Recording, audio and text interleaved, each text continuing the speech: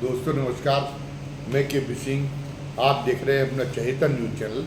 Jalaun times. Uttar Pradesh में उप मुख्यमंत्री ब्रजेश पाठक पिछले कुछ दिनों से मीडिया की खबरों से एकदम गायब हो गए, जबकि इसके पहले वो सुर्खियों के केंद्र में छाए रहते थे। लेकिन अब उनकी कोई भी चर्चा सुनने को नहीं मिल रही, उनका कोई भी बयान सामने नहीं आ रहा है। ये तो पहले हो ही चुका है कि जो केशव मौर्य हैं, दूसरे उप मुख्यमंत्री, जो बहुत ही बगावती तेवर अपनाए हुए थे मुख्यमंत्री योगी आदित्यनाथ के प्रति, वो जो है उन्होंने अब सरेंडर कर दिया है और वो योगी आदित्यनाथ की आलोचना करने की बजाय अब उनको बताने लगे कि वो देश के सबसे अच्छे मुख्यमंत्री हैं, देश के पहले नंबर के मुख्यमंत्री हैं और हर तरीके से उनकी जो है बड़ाई करने का कोई मौका नहीं चूक रहे हैं। कल्याण सिंह की जयंती पर उन्होंने कहा कि उन्होंने राम भक्ति और राष्ट्रभक्ति दोनों की मजबूती के लिए जो काम कल्याण सिंह ने किया था और जितनी मजबूती से किया था उतनी ही मजबूती से वो काम हमारे मुख्यमंत्री योगी आदित्यनाथ कर रहे हैं। तो दोनों के बीच में समझौता हो गया और उसका कारण ये बताया जाता है कि संघ ने उनकी पंचायत कराई और इसके दोनों के बीच जो रस्साकसी चल रही थी, जो सार्वजनिक रूप से बयानबाजी केशव मौर्य के द्वारा की जा रही थी, उससे उत्तर प्रदेश में भारतीय जनता पार्टी के हित, उत्तर प्रदेश में भारतीय जनता पार्टी का आधार जो है वो प्रभावित हो रहा था। और एक इस तरीके के उनके योगी के खुद के फैसले भी जो थे वो भी कम इसके लिए जिम्मेदार नहीं थे। जैसे शिक्षकों की नए 69,000 शिक्षकों की भर्ती के मामले में जो आरक्षण को लेके जो घपलेबाजी हुई, उससे उनकी एक छवि ये बनी कि वो जो है वो वर्ण व्यवस्था में बहुत ज़्यादा विश्वास रखते हैं और पिछड़ों और उसके पहले भी जो नियुक्तियाँ हो रही थी उसमें भी वो महत्वपूर्ण पदों पर ये सामने आता रहा था कि वो महत्वपूर्ण पद दलितों और पिछड़ों को सौंपने से कतराते हैं। तो एक धारणा बन रही थी कि वो वर्ण व्यवस्थावादी विचारों से प्रभावित है। वो सोचते हैं कि योग्यता और क्षमता का ठेका सिर्फ सवर्ण समाज का है और इसलिए इस मामले में सिर्फ एक जो है थोड़ा संतोष दिलाने के लिए दलितों और पिछड़ों को एक खैरात के बतौर कुछ पद दिए जा सकते, लेकिन उनकी क्षमताओं पर भरोसा नहीं किया जा सकता। और इसलिए वो जो है शिक्षकों की भर्ती के मामले में इसी भावना के कारण सरकार के इशारे पर ही आरक्षण में घपलेबाजी हुई। अब ये बात उजागर हो चुकी है। तो ये इन सब धारणाओं के चलते और फिर उस पर सहयोगी दलों जैसे अनुप्रिया पटेल हैं, संजय निषाद हैं, इन मंत्रियों के बयानों के बीच में और इनके केशव मौर्य के बयान, उनके तो पोल खोलने वाले बयान थे ही आरक्षण नीति को लेके, जो योगी जी के जो सरकार में जो क्रियाकलाप हो रहे थे वो तो एक तरह से पोल खोलने के अंदाज में बयान दे ही रही थी, अनुप्रिया पटेल भी हों चाहे संजय निषाद हों। लेकिन साथ साथ में केशव मौर्य जब भी उनका भी जो जुड़ जाता सुर उसमें जुड़ जाता था तो वो बहुत प्रमाणिक हो रही थी। तो एक बड़ा पिछड़ा दलित विरोधी मुख्यमंत्री के रूप में उनकी इमेज बन रही थी योगी आदित्यनाथ की। और कुल मिला के इससे एक बड़ा ही जो है नुकसान उत्तर प्रदेश के अंदर भारतीय जनता पार्टी को राजनीतिक नुकसान हो रहा था। तो एक तो संघ ने उसके बाद में आगे आने का फैसला किया और उसमें उन्होंने ये पाया कि जो ये सारे राज्यों में जो गड़बड़ियाँ पैदा हो रही हैं भारतीय जनता पार्टी के अंदर, उसके लिए मुख्य जिम्मेदार अमित शाह हैं। उनके अपने कारोबारी हित पार्टी के हितों से ऊपर हैं, इसलिए वो सब जगह कुछ इस ढंग की चीज़ें चलाने की कोशिश करते जिनसे जो पार्टी के जमे हुए नेता हैं उनको जो है वो पचा नहीं पाते और एक खामखा का एक विग्रह शुरू हो जाता है और पार्टी एक अंतर्कलह के भंवर में फंसती हुई और डूबने की नौबत पे पहुंच गई अमित शाह के चलते। और जो उनके केशव मौर्य और ब्रजेश पाठक की जो अपने मुख्यमंत्री के खिलाफ मोर्चाबंदी है, उसके पीछे भी कारण उनकी शह है अमित शाह की। तो मोदी को समझाएगा कि नहीं, अमित शाह पर लगाम लगाने की ज़रूरत है और अमित शाह को ये जो है ये इन चालबाजियों से उनको ये कहा जाए स्पष्ट रूप से कि वो बाज जाएँ, वरना जो है वो आप इतिहास में एक महान मुख्यमंत्री के रूप में एक महान प्रधानमंत्री के रूप में, एक अवतारी प्रधानमंत्री के रूप में स्थापित होना चाहते हैं, लेकिन ये काम तो तभी हो पाएगा जब आपकी सत्ता बरकरार रह पाएगी और आपके बाद में भी भारतीय जनता पार्टी की सत्ता चलती रहेगी, तभी ये काम हो पाएगा। लेकिन फिलहाल तो जो जो जो है एक तरह से जो इनकी वजह से हलचल चल रही, जो उथल पुथल अमित शाह के अपने व्यक्तिगत स्वार्थों की वजह से पार्टी के अंदर हो रही, उससे स्थिति ये हो गई कि अभी तो चलिए ठीक है कि आपका अपनी दम पे बहुमत ही समाप्त हुआ है और इसलिए आप एक मजबूत प्रधानमंत्री से एक मजबूत प्रधानमंत्री बन के रह गए हैं और उस जंग का अब आपने अपने आप को आप जो पेश नहीं कर पा रहे एक अवतारी पुरुष के रूप में, या अब ये कि पहले उस समय कहते थे मोदी एक अकेला मोदी सब पे भारी, उस ढंग की बातें नहीं कह पा रहे और अब तो आपको एनडीए के सहयोगी दलों का मुंह ताक के कहना पड़ता, अपनी जो है अपनी डिंग हाँकने में आपको काफ़ी संवरण करना पड़ता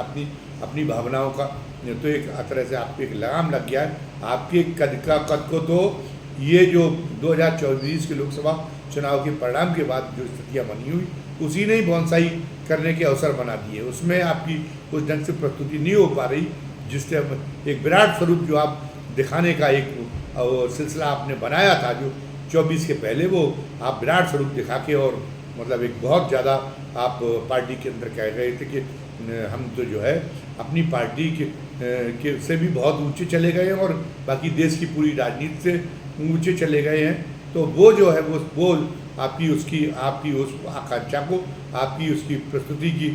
आपकी जो प्रस्तुति थी उसको अब बहुत धक्का पहुंचा, तो अब बहुत हो चुका और ये सिलसिला आगे ना बढ़ पाए, समय रहते क्षति प्रबंधन हो जाए और आप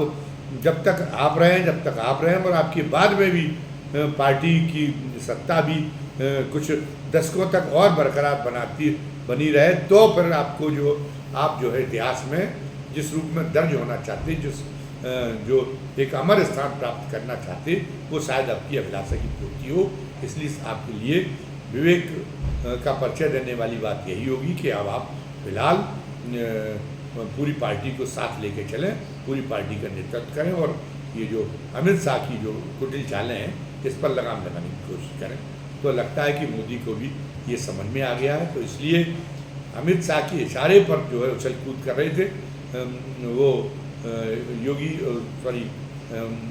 केशव मौर्य को तो संघ ने कहा कि आप हमारे आदमी हैं और आप जो है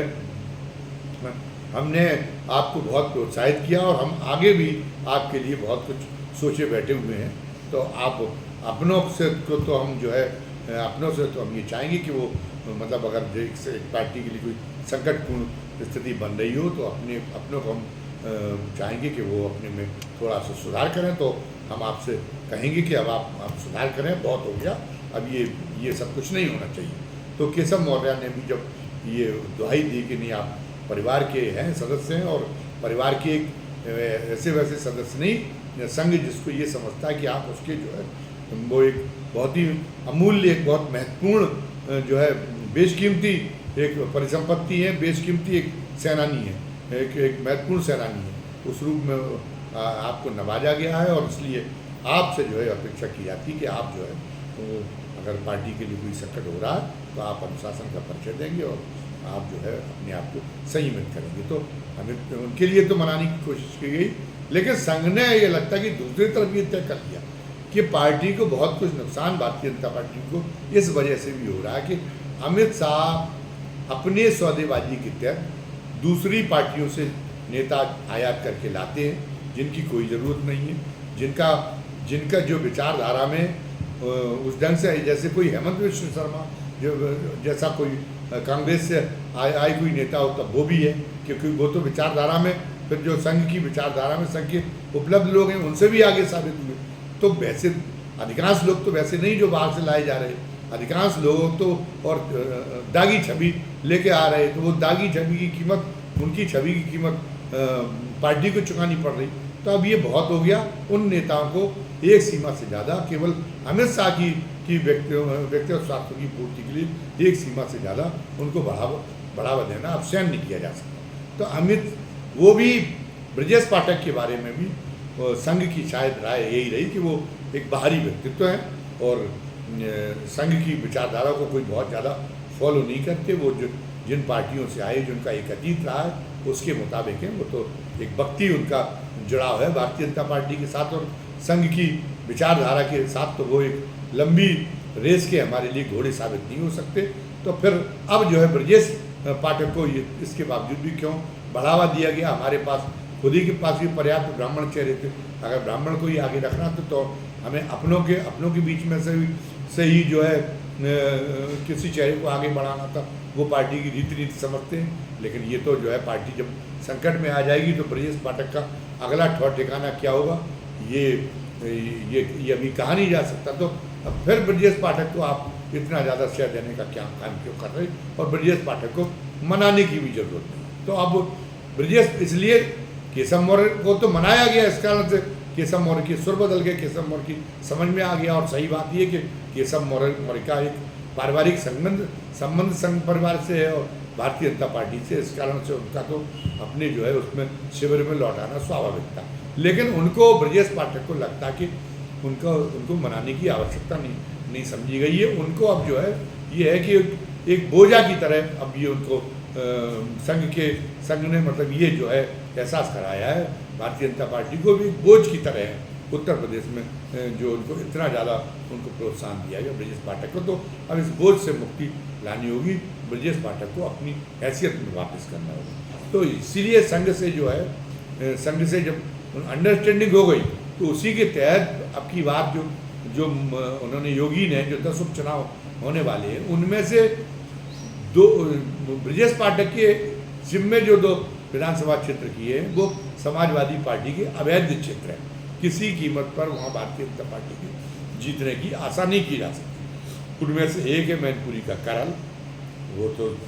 जब से मुलायम सिंह की राजनीति शुरू हुई है तब से उनका मुलायम सिंह का एक अपराजय गढ़ है। और दूसरा है सीसामऊ, जहाँ की संरचना ऐसी है, जो डेमोग्राफी ऐसी है कि वहाँ पर जो है समाजवादी पार्टी को भारतीय जनता पार्टी के लिए हराना बिल्कुल असंभव है। तो अब ये कहा गया ब्रजेश पाठक से कि आप राजनीतिक रूप से बड़े सक्षम हैं और बड़ा जनाधार वाले हैं, तो अपना करिश्मा आप इन 2 क्षेत्रों में दिखाएं। तो निश्चित रूप से इसमें तो ब्रजेश पाठक के हाथ कुछ आना नहीं। अब उसके बाद में हार के बाद मंत्रिमंडल का उत्तर प्रदेश मंत्रिमंडल का विस्तार होना है, जिसमें जो है जितिन प्रसाद के केंद्र में चले जाने से जो रिक्त हुई सीटें हैं, कुछ सांसद चले गए हैं और कुछ और मंत्री भी इधर उधर हुए हैं, तो उनकी सीटें भी भरनी है और मंत्रिमंडल का पुनर्गठन भी होना है। जिन मंत्रियों का काम संतोषजनक नहीं उनको हटाया जाना। और इस बीच में भारतीय जनता पार्टी के अंदर जो विधायकों में जो नए चेहरे उभरे, जिनकी ऊर्जा और जो है पार्टी की एडवोकेसी करने में, पार्टी की विचारधारा की सही विचारधारा की एडवोकेसी करने में जो है बहुत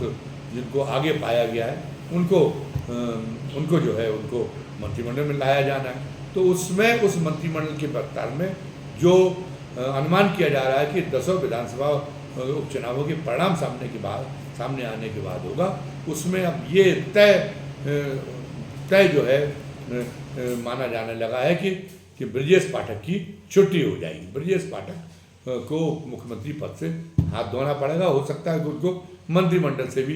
बाहर होना पड़े, ये नौबत आ गई। ब्रजेश पाठक भी अपने ऊपर इस मंडराते इस खतरे को भांप चुके हैं। तो इसलिए ब्रजेश पाठक तो अब उहापोह में है और एक तरह से किंकरतम विमूढ़ता की स्थिति, बल्कि उससे भी ज़्यादा कहीं सन्निपात जैसी स्थिति के कारण उनकी जुबान पर लगाम लग गया है। वो अपनी मुखरता को पूरी तरह भूल गए हैं, क्योंकि उन्होंने कहा कि ऐसे में तारीफ भी मैं करूं तो उसका भी हो सकता परिणाम मुझे ना मिले, बल्कि जो मेरी फॉलोइंग है उसमें और कमी आ जाए उल्टे, और यदि मैं बुराई करता हूं तब तो मेरा बलि का बकरा बनना तय हो जाएगा। और हमारे जो संकट मोचक और हमारे जो गॉड फादर हैं, अब जब दिखाई दे रहा है हम यानी अमित शाह की वो असहाय पड़ते जा रहे हैं, और तो अब जो है उनसे भी बहुत ज़्यादा उन पर उम्मीद नहीं किया जा सकता। और तब तो और ज़्यादा उम्मीद नहीं की जा सकेगी जब वो अपनी संकल्पता को जारी रह सकते हैं तब। वरना तो ये है कि फिर उनको जब अभी वो अपना जुबान पर संयम रखेंगे और जो है अनुशासित रहकर कुछ दिनों काम करेंगे, तो जब उनको जो है उन पर तलवार चलाने का मौका आ जाएगा तो अमित शाह हो सकता है किसी ट्रिक से, किसी अपनी चाल से उनको बचा लेने में सफल हो जाएं। तो लगता यही है कि अमित शाह ये ब्रजेश पाठक जो है इसी उधेड़ बुन के कारण फिलहाल शांत हो गए हैं और उन्होंने अपनी मुखरता को विराम देने में ही अपनी भलाई समझी है। अब इतना इस वीडियो में बस इतना ही। वीडियो समाप्त करने के पहले अपने उन नए दर्शकों से जिन्होंने पहली बार हमारे वीडियो को देखा है, वही गुजारिश करनी है, निवेदन करना है कि उन्हें अगर ये वीडियो पसंद आया है तो वो हमारे वीडियो को लाइक करें, सब्सक्राइब करें और ज़्यादा से ज़्यादा संख्या में शेयर करें। खुद तो यह करें ही, साथ साथ में हमारी विनम्र प्रार्थना उनसे ये है कि अपने मित्रों और परिजनों को भी अधिक से अधिक संख्या में ऐसा करने के लिए प्रेरित करें। साथ ही जो ये वीडियो है, आज का जो वीडियो, अभी का जो वीडियो है, इस अभी के वीडियो के बारे में अपनी राय कमेंट बॉक्स में लिखना न भूलें। अपनी कुछ ना कुछ राय जरूर दर्ज कराएं। धन्यवाद। जय हिंद, जय भारत।